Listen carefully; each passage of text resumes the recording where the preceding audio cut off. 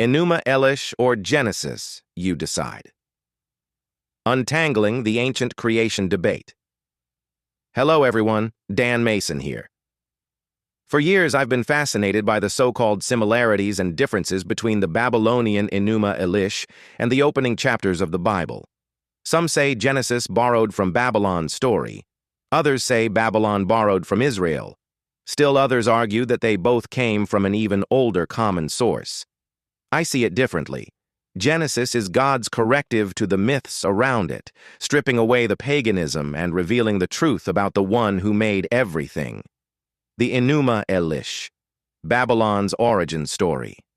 The Enuma Elish is a Babylonian epic, probably compiled around the late 2nd millennium BC, though the core myths are older. It opens with primordial chaos, two divine beings, Apsu, freshwater, and Tiamat, saltwater, whose mingling creates younger gods. The story quickly turns into a family feud of divine violence. The god Marduk eventually slays Tiamat, splits her body in two, and uses one half to form the heavens and the other to create the earth. Humans are made later, not out of love or care, but from the blood of a defeated god, to do the work the gods don't want to do. This is what I'd call an origin story in the mythic sense. It's not just about how the world came to be, but about how Babylon's gods and political order were justified. Marduk's victory becomes the divine seal of Babylonian kingship, creation versus origin stories. The difference between a creation story and an origin story might sound small, but it's essential. A creation story explains how everything began: matter, life, purpose, the physical world. An origin story can include creation, but it's often more concerned with explaining why our world is arranged the way it is now. Origin stories justify a social order, a political hierarchy, or a set of rituals. In the Enuma Elish, the creation comes from violence, chaos, and divine rivalry. The origin part tells Babylon why Marduk is the chief god and why their king rules in his name. In Genesis, the focus is on God creating with purpose, order, and goodness. There's no divine war. There's no chaos monster whose body becomes the sky. The Bible's account centers on one sovereign creator, not a council of squabbling deities, parallels and points of contact. There are a few surface-level parallels between the Enuma Elish and Genesis. Both start with a watery chaos before the formation of the ordered world. Both describe the separation of waters above and below. Both culminate with humanity as the final act of creation. Critics sometimes point to these as evidence of borrowing. But similarities don't prove dependence. They can also reflect a shared ancient Near Eastern cultural backdrop. Every culture in that region wrestled with the same big questions. Where did we come from? Why are we here? What's our place in the universe? The key differences. The differences are sharper than the similarities. Monotheism versus polytheism.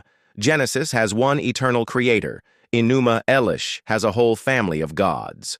Orderly creation versus violent combat. Genesis presents God speaking creation into existence. Babylon's world is built from the corpse of a slain goddess. Human purpose. In Genesis, humans are made in God's image to rule and steward the earth. In Enuma Elish, humans are created as slaves to serve the gods. Moral character. The God of Genesis is holy and sovereign. Babylon's gods are fickle, selfish, and often cruel. These aren't just storytelling differences, they reveal two completely different theologies. Which came first? Historically, the Enuma Elish in written form predates the written form of Genesis by several centuries. That's one reason some scholars argue Genesis is a late composition, borrowing from or reacting to Babylonian myths during or after Israel's exile in the 6th century BC. But there's another way to see it. The Babylonian story preserved a corrupted memory of a much older truth, one passed down from the earliest humans. Genesis, under divine inspiration, records that truth accurately. If God spoke to Moses, or earlier prophets, and revealed how the world truly began, Genesis wouldn't be borrowing. It would be reclaiming.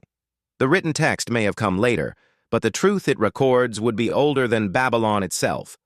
God's counter-history. When I read Genesis alongside the Enuma Elish, I don't see plagiarism. I see God drawing a hard theological line. The world is not the byproduct of divine war. Humanity is not an accident or a slave class. Creation was purposeful, peaceful, and good.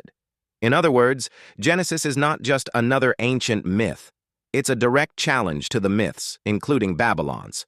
It takes the familiar imagery of waters, sky, and earth, but recenters them around the one true God. Where Babylon saw chaos tamed by violence, Genesis shows chaos ordered by the Creator's word, why it matters today. This isn't just an academic debate about old clay tablets and ancient Hebrew poetry. The way a culture explains its beginning shapes its identity. Babylon's violent origin story upheld its empire's dominance. Genesis's peaceful creation account calls humanity to stewardship, dignity, and worship.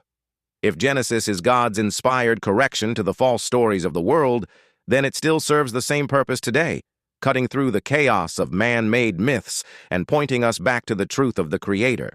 Please like, comment, and subscribe. I will see you in the comments.